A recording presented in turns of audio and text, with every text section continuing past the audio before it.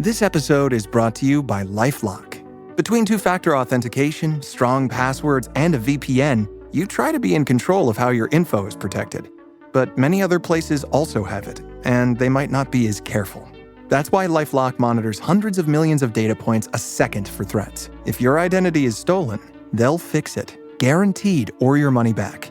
Save up to 40% your first year. Visit LifeLock.com/podcast for 40% off. Terms apply. Hey guys, finding the perfect gift for the food lover in your life is easy. Thanks to Goldbelly. Goldbelly ships America's most iconic foods straight from world-famous restaurants right to your door. So if you want to treat someone to Joe's Stone Crab from Miami, Franklin Barbecue from Texas, or desserts from famous foodies like Ina Garten or Martha Stewart, Goldbelly has you covered with free shipping anywhere in the country. Just go to goldbelly.com and for a limited time, get 20% off your first order with promo code GIFT. That's promo code GIFT. Salut à toutes, salut à tous, bienvenue sur le Critérium du Dauphiné, cette course qu'on dit souvent de préparation pour le Tour de France. Et là, c'est plus que jamais le cas puisqu'on y retrouve tout simplement le podium du Tour de France de l'an passé avec Tadej Pogačar, avec Jonas Vingegaard et avec Remco Evenepoel au départ de ce Critérium. Ils sont là pour se chauffer les jambes avant le mois de juillet. C'est probablement un de ces trois-là qui va s'imposer, et même plus probablement Pogačar ou Vingegaard qui semble un petit peu au-dessus d'Evenepoel en montagne. Pour eux, c'est une course de préparation. C'est un peu terrible parce qu'il y a 99% du peloton qui donnerait une main à couper pour remporter ce Critérium du Dauphiné, accrocher cette ligne à leur palmarès, alors que pour ces trois-là, c'est simplement un moyen, quasiment un entraînement en vue de performer sur le Tour de France. Ils seront bien sûr les trois têtes d'affiche, mais il n'y aura pas que. Il y aura vraiment beaucoup d'enjeux sur ce Critérium et de choses à voir et de cours à suivre surtout. Déjà, le parcours, comme d'habitude, le Critérium, il a la réputation d'être assez divers avec 2-3 étapes de montagne, 2-3 étapes pour sprinter, 2-3 étapes pour puncher et un chrono. Aujourd'hui, c'est encore ça avec un chrono lors de la 4e étape, 3 dernières étapes de montagne avec des arrivées au sommet et puis 4 étapes pour sprinteurs, mais aussi des sprinteurs quand même qui savent passer les bosses. À chaque fois, ça se termine sur du plat pour ces 4 étapes, les 1, 2, 3 et 5. Mais à chaque fois, il y aura des ascensions tout au long de la journée et avec à chaque fois aussi une dernière ascension, parfois assez pentue, pas très loin de l'arrivée. Donc ça sera pour des sprinteurs qui savent grimper ou peut-être pour des baroudeurs qui résisteront au travail du peloton. Un peloton dans lequel on ne retrouve qu'un seul ancien vainqueur. Il s'agit de Jonas Vingegaard, vainqueur il y a 2 ans. Tadej Pogačar ne s'y est donc jamais imposé. C'est une compétition qui manque au palmarès de Pogačar. Il est donc fort probable qu'il souhaite ajouter cette ligne à son palmarès. Il sera donc avec Jonas Vingegaard, le grand favori, accompagné d'un Remco Evenepoel en arbitre peut-être, mais il y a encore de bons noms. On a Carlos Rodriguez, l'Espagnol de l'Ineos Grenadier. On a Enric Mas, un autre Espagnol qui court pour la Movistar, qui semble être les seuls coureurs peut-être capables de suivre ces 3 terribles-là en montagne. Et puis on suivra aussi le travail de certains Français, notamment les jeunes. Lenny Martinez pour la Bahrain Victorious. Paul Sexas, 18 ans seulement, et qui a annoncé être le leader de la Décathlon AG2R La Mondiale, jouer le classement général. Donc on va voir ce que ça donne pour Paul Sexas. On suivra aussi Mathis Rondel, le coureur de la Tudor que l'on a vu à son avantage sur le Tour de Romandie. Est-ce qu'il va être capable encore d'aller chercher au moins un top 10? Ça sera l'objectif au classement général. On a aussi Florian Lipowitz, l'Allemand de la Red Bull Bora-Hansgrohe, qui n'aura pas à travailler pour Primoz Roglic puisque Roglic n'est pas là. Donc là aussi, il y a un bon concurrent avec Lipowitz. Et puis on a quelques outsiders comme Sergio Higuita, comme Tobias Johannesen, voire Eddie Dunbar. On a aussi d'autres Français plus expérimentés avec Guillaume Martin et avec Romain Bardet, dont ce sera le dernier la dernière compétition tout simplement de sa carrière. Il prendra sa retraite après ce Critérium du Dauphiné. Donc évidemment, on va aussi le suivre avec intérêt. Aujourd'hui, toutefois, ça ne sera pas pour ces coureurs-là, ces coureurs du classement général. Ça sera plutôt pour les sprinteurs avec donc une arrivée plate, quelques ascensions, mais que des cols de 4e catégorie, autrement dit des cols faciles, tous situés dans la 2e partie de la course avec des côtes qui ne font jamais plus de 2 km. Avec des pourcentages autour de 5%, sauf la côte de Buffon, que l'on passera à 3 reprises. La côte de Buffon, c'est 600 mètres, donc c'est assez court, mais c'est à 8,8% de moyenne. Et la dernière de cette ascension sera située à 7 km de l'arrivée. Ça sera donc là qu'il faudra essayer pour les punchers de distancer les sprinteurs en faisant une attaque, en mettant un rythme terrible. Du côté des sprinteurs, à cause de ce parcours toujours un petit peu vallonné, on n'en a pas beaucoup, on n'a pas le gratin, mais on a quand même peut-être celui qui est le meilleur sprinter du monde, c'est Jonathan Milan de la Lidl Trek qui est là. Il n'y a pas de Mats Pedersen pour la Lidl Trek, mais il y a Milan Et il sera donc le grand favori de toutes ces 4 étapes-là de puncher sprinter, parce que lui, il est capable normalement de monter quand même les ascensions quand elles ne sont pas trop dures. Mais il aura attention avec lui, le meilleur puncher du monde, comme adversaire en la personne de Mathieu Van Der Poel pour l'Alpecin de Koenig qui est là et qui est un bon sprinter aussi, même si d'habitude il est plutôt au poisson pilote pour Philipsen. Là, il n'y a pas Philipsen, donc ce serait lui qui va tenter de finir le travail. Et c'est probablement lui qui fera le rythme et accélérera dans ces petites côtes situées pas très loin de l'arrivée. On a d'autres sprinters avec Axel Laurence, le français, pour l'Ineos Grenadier. On a Laurens Pitty pour la Red Bull Bora Hansgrohe. Fred Wright pour la Bahrain Victorious. On a Soren Verenskold pour l'Uno-X. Paul Penhoet, français pour la Groupama FDJ, qui sera aussi une carte intéressante à surveiller. On a le duo Jack Stewart, Pascal Ackermann pour Israël Première Tech, qui est clairement venu eux aussi pour les victoires d'étape. Clément Venturini du côté de l'Arkea BNB Hotel. Ou encore Emilien Janière pour la Team Total Energy, un Français qui marche bien en ce début de saison et qui pourrait peut-être aller chercher aujourd'hui une victoire de prestige sur ce critérium du Dauphiné. Et sur cette première étape, qui est avec celle de demain la plus accessible pour les sprinteurs, avec le moins de difficultés et donc avec la plus de probabilité d'un sprint massif. Et on va voir ça pour cette première étape de ce 77e critérium du Dauphiné de l'histoire. Chute de Bellocchi, juste devant Armstrong qui est parti dans le terrain. Et attaque de Pierre Rolland. Voilà ce que nous disons depuis le début de ce Tour de France. Une chute terrible. Christopher Froome à pied. Mais quelle image du Tour. On n'a jamais vu ça. 100% cyclisme, le podcast du vélo en direct. Ça va Marion? Désolé. Et c'est parti pour cette étape de 195 km qui part de Domérat et qui arrivera dans les rues de Montluçon. Mais il faudra attendre 107 km pour voir la première ascension du jour, ou du moins la première répertoriée, avec la côte de Sainte-Thérence, 2 km 500 à 4%. Donc pour ceux qui vont prendre l'échappée, il faudra attendre un peu avant de se battre pour les points de la montagne. On a sûrement des coureurs qui vont être intéressés pour aller chercher ce maillot là dès cette première étape, avec justement 2 coureurs qui partent un petit peu dès le début, coureurs de l'Arkea BNB Hotel, coureurs de la Cofidis, qui sont sortis. C'est Paul Ourselin pour la Cofidis et Pierre Thierry pour l'Arkea BNB Hotel, qui sont sortis un petit peu immédiatement. Et on les laisse partir. J'ai l'impression que là, on n'est pas tout à fait comme dans la folie du Giro, où on avait des échappées qui se battaient pendant 2h30 pour à la fin avoir une échappée de 30 coureurs. Là, on a 2 qui sont partis direct et pas grand monde qui part à leur poursuite. Voilà, ça s'est fait vraiment en rien de temps. Là. Les échappés, ils sont 2, ils sont partis, ils ont déjà 2 minutes d'avance alors qu'on est parti que depuis 5 km. Paul Ourselin et Pierre Thierry sont partis pour faire une grande partie de la journée à l'avant.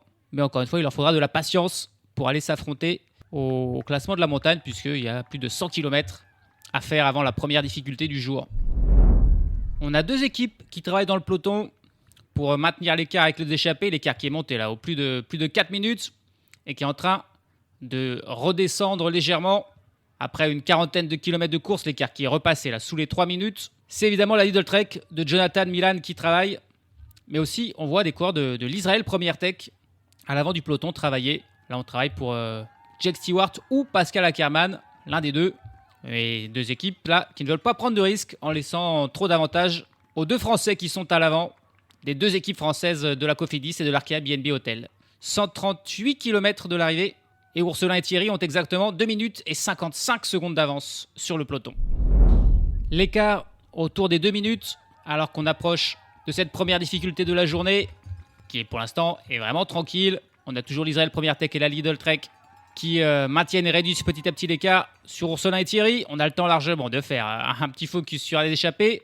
On va faire le plus vieux des 2, à savoir Paul Ourselin, mais aucun des 2, de toute façon, n'a jamais remporté de victoire professionnelle dans sa carrière. Paul Ourselin, il a 31 ans, le coureur de la Cofidis, qui a rejoint cette saison à la Cofidis. Auparavant, il avait passé toute sa carrière professionnelle du côté de la Total Energy, en division continentale, puis en division Pro Tour. Et donc, c'est sa première année, sa première saison dans une équipe qui est en première division, en World Tour, la Cofidis, pour Paul Ourselin. Aucune victoire donc professionnelle dans sa carrière. On va dire que son meilleur résultat, sa plus grande performance, ça aura été une 5e place sur une étape de la Vuelta en 2023, il n'y a pas si longtemps. Il était dans une échappée victorieuse remportée alors de main de maître par Remco Evenepoel, qui était lui aussi membre de l'échappée, puisqu'il avait été distancé au classement général. Il avait fini loin devant ses autres compères d'échappée, mais Paul Ourselin était l'un d'eux et avait terminé 5e. Il avait participé au Tour de France en 2019, ainsi qu'à une autre Vuelta en 2020. Par contre, on l'a vu beaucoup sur les monuments et notamment sur Liège-Bastogne-Liège qu'il a fait à 7 reprises. Il a fait ici 3 fois le Tour de Lombardie, 1 fois le Tour des Flandres et 2 fois Milan-San Remo. Son meilleur classement, c'est une 35e place sur Liège-Bastogne-Liège en 2022 pour Paul Ourselin. Et puis cette saison, il n'a pas toujours fait pas le moindre top 10 sur une étape ou sur un classement général, Paul Ourselin. Il attend de faire un gros résultat. Est-ce que ce sera sur ce critérium du Dauphiné ? Ça paraît compliqué pour aujourd'hui, avec un seul homme avec lui, Pierre Thierry, pour espérer aller au bout. Mais il y a une autre consolation à aller chercher au moins pour l'un d'eux si l'échappée ne va pas au bout, et c'est fort probable. C'est le maillot de meilleur grimpeur. Alors par contre, il n'y a pas beaucoup de points à prendre. Alors il y a 7 ascensions, 7 cols de 4e catégorie, mais chaque col ne donne que 1 point. Et c'est tout. 1 point pour le premier, 0 pour le deuxième. Donc on va voir s'ils vont se battre pour ces points-là. Alors qu'ils sont désormais dans cette côte de Sainte-Thérence, 2 km 500 à 4% de moyenne. On est à 90 km de l'arrivée. Allez, on arrive au sommet. Et les deux coureurs qui vont à fond, mais Paul Ourselin qui semble bien meilleur. Ouais. Paul Ourselin qui prend plusieurs mètres d'avance sur Pierre Thierry et qui va passer en tête et prendre le petit point au sommet. Il y en aura 0 pour Pierre Thierry qui suit, mais qui passe au moins à 5 secondes derrière. Là, hein. Ouais, il s'est fait vraiment battre à plat de couture. Et là, par contre, ça va s'enchaîner. On a juste derrière la côte d'Argenty, 2 km à 5%. Et un petit peu plus loin, cette fameuse côte de Buffon, c'est 600 mètres à 9% de moyenne. La moisson qui continue pour Paul Ourselin. Il était passé en tête de la côte d'Argenty et là, il passe largement en tête de la côte de Buffon. Pierre Thierry a tenté de mettre un rythme terrible d'entrée là dès le pied, mais non, il s'est fait dépasser très très facilement par Paul Ourselin, qui passe largement devant Pierre Thierry et qui a donc désormais 3 points. Il est passé en tête des 3 premières difficultés, il a 3 points. Pierre Thierry en a 0. Désormais, ils vont passer sur le sprint intermédiaire. Alors, il y aura 3 secondes, 2 secondes à prendre pour eux, mais aussi une petite seconde pour le peloton. Donc, intéressant de voir si déjà quelques favoris vont se montrer pour aller chercher cette petite seconde qu'il y aura à prendre pour les coureurs du peloton. Désormais, on est à 70 km de l'arrivée. Les échappés ont 1 minute et 38 secondes d'avance sur un peloton qui vient de compter son premier abandon. Il y a eu une chute là, il y a eu une chute dans une zone de ravitaillement qui décidément là, cette nouvelle règle des zones de ravitaillement où toutes les équipes sont regroupées, c'était censé être pour la sécurité, ça ne marche pas du tout. Il y a encore une chute, c'est Hugo Toumir pour la Cofidis, équipier de Paul Ourselin justement, qui est tombé et qui s'est fait mal, qui a abandonné cette course, c'est le premier, ce critérium du Dauphiné déjà. On arrive à ce sprint intermédiaire et Pierre Thierry qui passe en tête devant Paul Ourselin. Ils se sont pas battus, c'est Pierre Thierry qui est passé en tête. Paul Ourselin a pris tous les points de la montagne, il lui a laissé cette seconde-là derrière. On voit le peloton et clairement ça se bat avec la Visma Lease Bike qui est en première position. C'est Matteo Jorgensen qui est devant. Mais alors ici, il n'amène pas Vingegaard dans sa roue. C'est Nils Politt qui est là pour la Team Emirates qui vient se battre. Et c'est Nils Politt qui vient prendre le poids. Alors c'est pas les favoris qui se sont vraiment affrontés. C'est pas Vingegaard et Pogacar qui ont pris le risque, c'est les équipiers. Et c'est Matteo Jorgensen qui est plus qu'un équipier. Pour Vingegaard, c'est évidemment un favori numéro 2 qui a tenté de prendre la petite seconde. Il était amené par le Norvégien Per Stred Hagenes. Et Nils Politt qui était dans la roue de Jorgensen et qui, avec sa puissance, a finalement réussi à prendre la première place et la petite seconde. Là, c'est juste pour priver Jorgensen de sa seconde. C'était le premier affrontement entre les favoris, un petit peu par procuration, avec des équipiers. Et c'est la Team Emirates qui remporte ce premier tout petit duel en prenant la petite seconde pour Nils Politt. On arrive au sommet de la 4e difficulté du jour, la côte de Domera, 1 km 800 à 3,7%. Et si Paul Ourselin passe en tête, il aura 4 points et il sera alors assuré mathématiquement de porter le maillot de meilleur grimpeur sur le podium ce soir et demain en course. Et il va bel et bien passer en tête. Cette fois-ci, Paul Ourselin n'a pas vraiment accéléré. Ils se sont entendus. Pierre Thierry a compris qu'il était meilleur que lui. Il est juste resté dans la roue, Pierre Thierry. Et Pierre Thierry qui immédiatement met une attaque derrière et lâche Paul Ourselin. Ouais, ok, Pierre Thierry, il est dans une autre mission.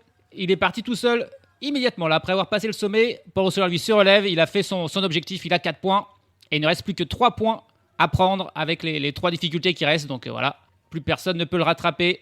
Et Pierre Thierry, lui, il a encore rien gagné aujourd'hui. Donc s'il veut gagner quelque chose, peut-être le titre de combatif du jour par exemple, il décide de poursuivre l'effort. Il va le poursuivre tout seul. Le peloton n'est pas très loin derrière. 42 secondes derrière. Alors qu'on est encore quand même assez loin, 55 km de l'arrivée. Mais simplement, avec des petites guerres de positionnement, le peloton roule pas mal. Et l'écart qui s'est beaucoup réduit, même si c'est un peu tôt pour reprendre peut-être l'échappée. D'autant plus qu'il n'y a plus qu'un seul homme, donc en tête désormais le jeune Pierre Thierry de l'Arkea BNB Hotel. Tiens, un premier mouvement dans le peloton qui n'implique pas des équipes de sprinteurs, c'est Ben Illy avec l'inévitable Ben Illy. Si on veut un animateur de course, on peut compter sur Ben Illy qui est là. Mais c'est pas une attaque, il lance en fait Archie Ryan, son équipier. Et Archie Ryan qui est parti. Et j'ai l'impression qu'il y a Tadej Pogacar qui le suit. On a toujours le jeune Pierre Thierry devant. Il n'a plus que 20 secondes d'avance, et oui. Et Tadej Pogacar qui suit Archie Ryan et Jonas Vingegaard immédiatement dans la roue de Tadej Pogacar. On est à 38 km de l'arrivée dans une de ces petites ascensions. Et Pogacar a décidé de y aller. Vingegaard s'est pas laissé avoir, même si c'est le tout début, si c'est la première étape, si c'est pas vraiment de la montagne. Evenepoel est pas trop dans le coup. Par contre, on voit Mathieu Van Der Poel en 8ème position qui a suivi ce mouvement. Il n'y a pas vraiment de cassure, mais voilà. Pogacar a mis son attaque. On est dans cette côte de Buffon, c'est le passage le plus dur. C'est 600 mètres à 9%. Et immédiatement, il y a eu du mouvement. Le peloton qui est plutôt en file indienne là. Alors qu'on a fini cette ascension. Pierre Thierry qui reste en tête, il a pris le petit point qui y avait à prendre au sommet. Mais la course qui s'ouvre, il y a encore des coureurs qui tentent de partir derrière. Le but, c'est de faire la course la plus dure possible là, pour lâcher Jonathan Milan. En gros, c'est l'objectif de tout le monde, lâcher Milan. Et on a vu que cette côte de Buffon est assez difficile. Et donc là, on y est passé pour la deuxième fois. On y passera une troisième et dernière fois. Et ça sera à seulement 7 km du sommet. Donc, il y aura possibilité de faire des écarts. Là, il y a des coureurs qui ont été lâchés, qui auront le temps de revenir. Pas sûr que ce sera le cas lors de la dernière ascension. Et tiens, on a Fred Wright là, qui vient de sortir dans ce peloton. Fred Wright pour la Bahrain Victorious. Et qui va revenir immédiatement sur Pierre Thierry qui est à portée de tir là. Ouais, c'est un coureur qui a enfin réussi à sortir. Là, ça n'a pas marché pour Archie Ryan qui a été poursuivi par Tadej Pogacar lui-même. Mais là, on est sur la partie plate. Et Fred Wright a réussi à sortir. Il a rejoint Pierre Thierry 10 secondes devant le peloton. Fellas, you know Degree Cool Rush deodorant, right? Well, last year they changed the formula, and guys were mad about it. One dude even started a petition. So guess what? Degree heard us, admitted they messed up, and brought the original Cool Rush scent back exactly how it was. And it's in Walmart, Target, and other stores now for under $4. So grab some and remember why its cool, crisp, and fresh scent made it the #1 men's antiperspirant for the last decade. Degree Cool Rush is back, and it smells like victory for all of us. Lights, camera, innovation. Walt Disney Studios chose advanced 5G solutions from T-Mobile for Business to transform the movie-making process. Together, we kept a remote production hub in Hawaii in sync with a team in California to bring Lilo and Stitch to theaters this summer. This is picture-perfect collaboration. This is Walt Disney Studios with T-Mobile for Business. Take your business further at T-Mobile.com/now.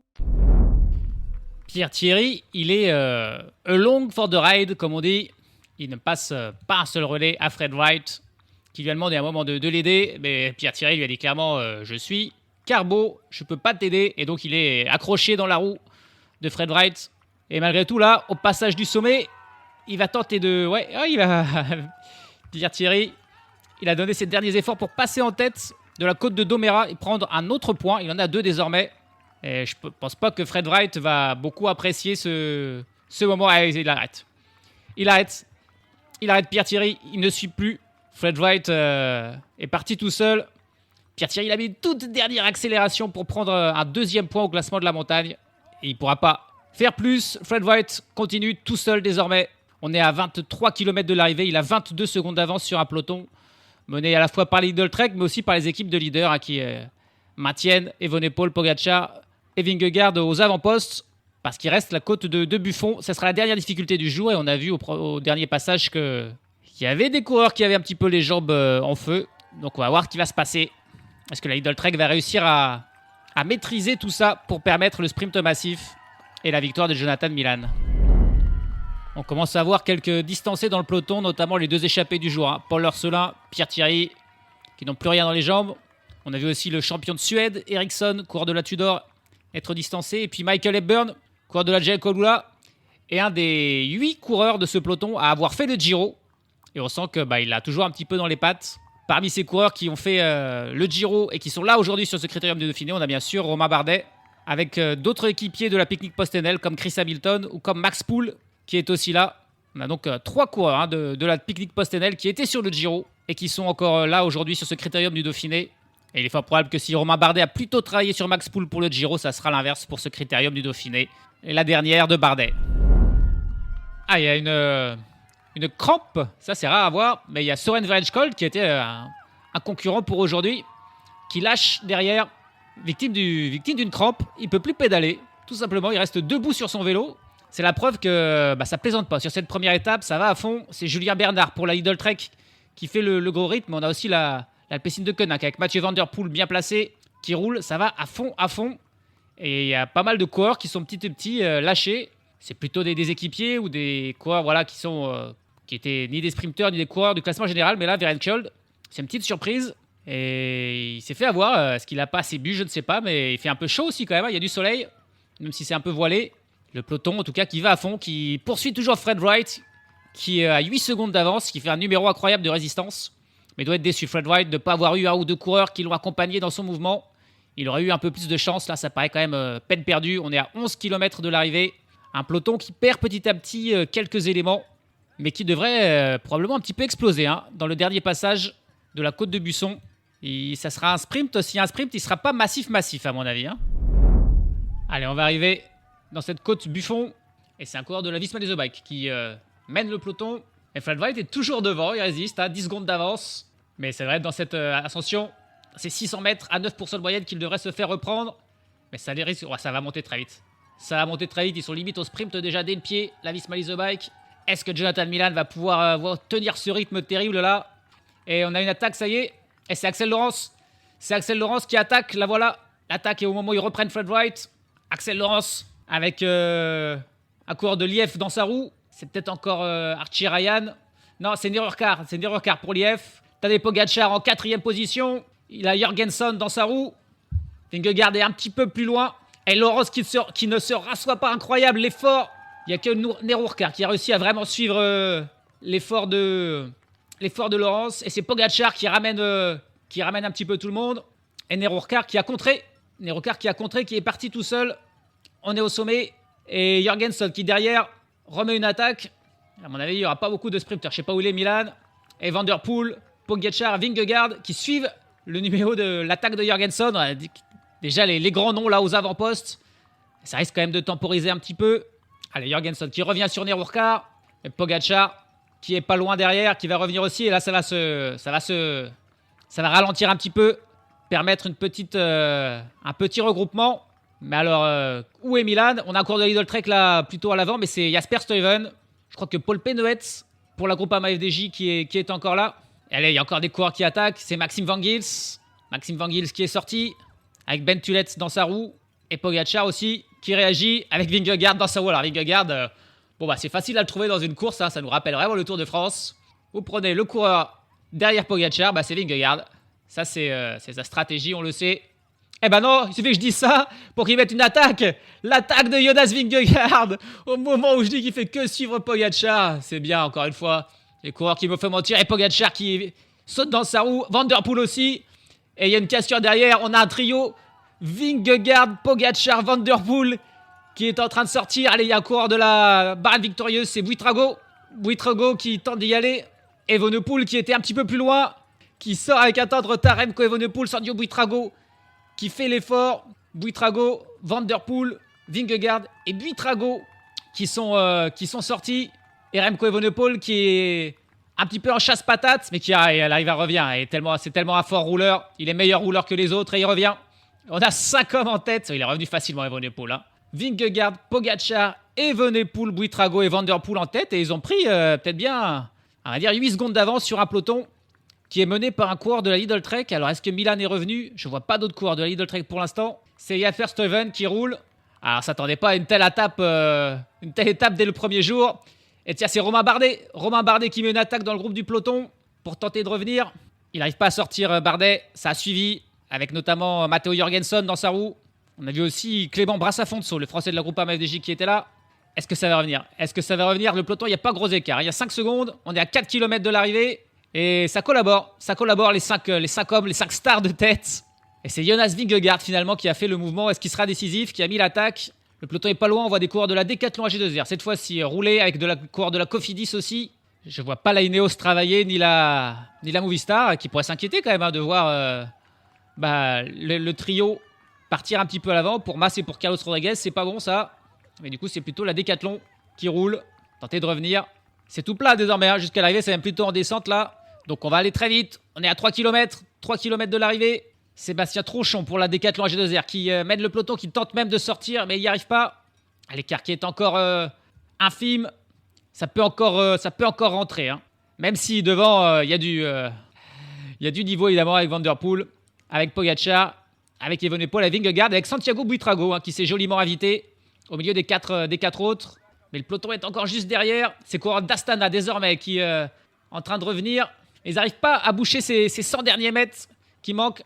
Il y a un coureur qui fait un effort et derrière on se retourne. Allez, c'est l'Ineos désormais qui prend la tête de ce peloton. Mais ils étaient presque revenus. Ils avaient 5 secondes. Le coureur d'Astana s'est un petit peu relevé. Personne n'a pris le relais et ils ont repris 2-3 secondes de plus. Tout ça, ça sent bon pour Van Der Poel évidemment. Hein. Si c'est 5 qui arrivent au sprint, Van Der Poel semble largement au-dessus des autres. Et bon, en tout cas, si on se posait des doutes sur Evenepoel, on n'en a plus. Il est revenu facilement sur les 4 de tête, bien qu'il était mal placé. Si on a des doutes sur Vingegaard, on a vu que finalement il était offensif. Et des doutes sur Pogacar, on n'en a jamais eu. On n'en aura pas non plus. Parfaitement suivi. Van Der Poel aussi. Hein. Il a chuté il n'y a pas longtemps sur une compétition de VTT. Il était incertain. Pour ce critérium du Dauphiné. Et il est finalement là. Et il est bien là devant. Et il va peut-être remporter cette première étape, le maillot de leader. Toujours 5 secondes d'avance. On a passé la flamme rouge. Mais est-ce qu'ils vont se regarder? Et Van Der Poel qui est parti. Et oui, forcément, sur la fin là, on sait que Van Der Poel est très favori. Donc on ne veut pas non plus l'amener. Et Van Der Poel qui a décidé de faire son effort. C'est Buitrago. Qui le suit. Derrière, c'est l'Israël Première Tech qui roule. Et il y a probablement peut-être Jake Stewart qui est encore là. Ils sont en train de revenir. Le peloton qui est parti le sprint. Allez, Van Der Poel qui lance. Il a Remco Evenepoel dans sa roue. Pogacar en 3e position. Vingegaard dans la roue. Et Pogacar qui est en train de déborder Mathieu Van Der Poel. Pogacar qui va s'imposer. Mais c'est pas croyable. Mais Pogacar qui s'impose. Qui va doubler Mathieu Van Der Poel sur la ligne. Le peloton était juste derrière mais n'a jamais réussi à dépasser. Et Pogacar qui s'impose. Qui prend les 10 secondes de bonif, qui prend l'étape, qui prend le maillot de leader et qui s'impose sur cette première étape. Alors là, on l'avait pas vu venir. Franchement, on l'avait pas vu venir. Et la belle poignée de main là, entre Pogacar et Vingegaard qui rigole. Ah, c'est incroyable, c'est beau. C'est vraiment beau. Et Van Der Poel qui s'est fait avoir. Il a lancé de très loin, il a accéléré à 800 mètres. Les deux autres, Pogacar et Vingegaard, ont laissé Buitrago travailler pour les ramener dessus. Et ensuite, il était dans son effort. Van Der Poel, il a continué. Et au moment où le peloton revenait dans la roue, il n'y aura pas de cassure, le peloton est revenu. Et Pogacar a suivi Remco Evenepoel d'abord, qui était dans la roue de Van Der Poel, et puis a débordé. Il a réussi à déborder Van Der Poel. Et même, c'est Vingegaard. Hein. Vingegaard qui était dans la roue de Pogacar, qui vient faire 2e. Vingegaard qui fait 2e, et c'est Van Der Poel qui fait 3e. Alors là, sur cette étape qu'on pensait était la plus propice aux sprinteurs, c'est Pogacar qui s'impose devant Vingegaard, devant Van Der Poel, Remco Evenepoel qui doit faire 4e. Et ensuite, c'est le peloton qui a pris la place de 5e dans le peloton. J'ai pas vu. On s'y attendait pas et ils l'ont fait. Quelle bande de champions, sérieux. 15e jour de course et 8e victoire déjà de l'année pour Tadej Pogacar. Un seul coureur fait aussi bien, c'est le jeune Matthew Brennan, le Britannique de la Visma Lease Bike qui lui aussi compte 8 victoires au compteur cette saison. Et aujourd'hui, alors autant ces victoires d'avant, on le pensait comme favori. Aujourd'hui, peu avaient prédit que Tadej Pogacar pouvait s'imposer aujourd'hui. Et pourtant, suite à un scénario un petit peu dingue et une attaque initiée par Jonas Vingegaard, c'est Tadej Pogacar qui s'impose et qui prend le maillot de leader dès la première étape. Pas sûr qu'il le perde d'ici la fin de ce critérium du Dauphiné. Il devance Jonas Vingegaard et Mathieu Van Der Poel, Remco Evenepoel donc 4e. Et c'est Jake Stewart, le Britannique de l'Israël Première Tech, qui règle le sprint du peloton juste derrière. Vraiment, il termine dans la roue de Evenepoel en 5e position. Et Jake Stewart, il devance 6 Français qui font de la 6 à la 11e place. Il s'agit de Hugo Page, Bastien Tronchon, Clément Venturini, Benjamin Thomas, Paul Pénoët et Émilien Janière. 6 Français donc bien placés, mais vaincus par les stars de ce critérium du Dauphiné. Les 4 stars aux 4 premières places tout simplement. Pogacar, Vingegaard, Van Der Poel, Evenepoel. Scénario incroyable qui augure de sacrées batailles pour toute cette semaine. On a un peloton au final de 79 coureurs qui a terminé dans le même temps que le vainqueur Pogacar. Aucun coureur vraiment du classement général n'a perdu du temps, si ce n'est peut-être Luis Mentiès qui a perdu du 7 secondes. Et puis Ben Illy, on a pu penser qu'il venait là pour le classement général. C'est pas le cas puisqu'il perd déjà 3 minutes 49 aujourd'hui, le coureur de l'IF, qui sera donc plus là pour chasser des étapes. Dernier du jour, c'est Domen Novak, équipier de Tadej Pogačar, qui termine 153e en compagnie de Paul Ourselin. Échappé du jour, ils terminent tous les deux à 10 minutes et 25 secondes de Pogačar. Au classement général, évidemment, c'est un petit peu le top du jour avec Pogačar. 4 secondes d'avance sur Vingegaard, 6 sur Van der Poel, 9 sur Nils Politt, qui a pris la petite seconde bonus, et 10 sur Remco Evenepoel. Suivent ensuite, bien sûr, les coureurs tout simplement de l'étape. Au classement par points, là aussi, c'est tout simplement les coureurs de l'étape qui sont devant Pogačar, devant Vingegaard et Van der Poel. Par contre, au classement du meilleur grimpeur, Paul Ourselin, qui a pris 4 points, devance Pierre Thierry, qui a pris 2 points, et Lucas Nehorkar, qui est celui qui a pris le petit point au sommet de la dernière bosse du jour. Classement du meilleur jeune, Remco Evenepoel, devant Hugo Page et Bastien Trochon. Demain, alors c'est une étape a priori aussi pour sprinter, mais bon, celle-ci aussi, on va voir. Elle semble un peu plus encore pour sprinter parce que la dernière bosse est plus loin de l'arrivée, à 20 km de l'arrivée, la côte de Nonette, 1,8 km à 6%, elle est en plus moins pentue. Par contre, il y aura plus de montagnes avant, avec un col notamment de deuxième catégorie, 3 km à 7% de moyenne, plus 2 cols de troisième catégorie et 2 cols de quatrième avant cela. Une étape longue, 205 km. Il y aura une dernière ascension non répertoriée, 800 mètres à 4% de moyenne, 5 km avant l'arrivée. Ça ne devrait pas permettre quand même à faire des écarts un peu comme aujourd'hui. Mais bon, sait-on jamais. Aujourd'hui, on a vu plein de choses qu'on ne pensait pas voir, avec tout le monde offensif et même Jonas Vingegaard. Donc ça promet, et ça promet dès la deuxième étape de ce critérium du Dauphiné, qui sera donc dès demain. Salut à tous, salut à toutes.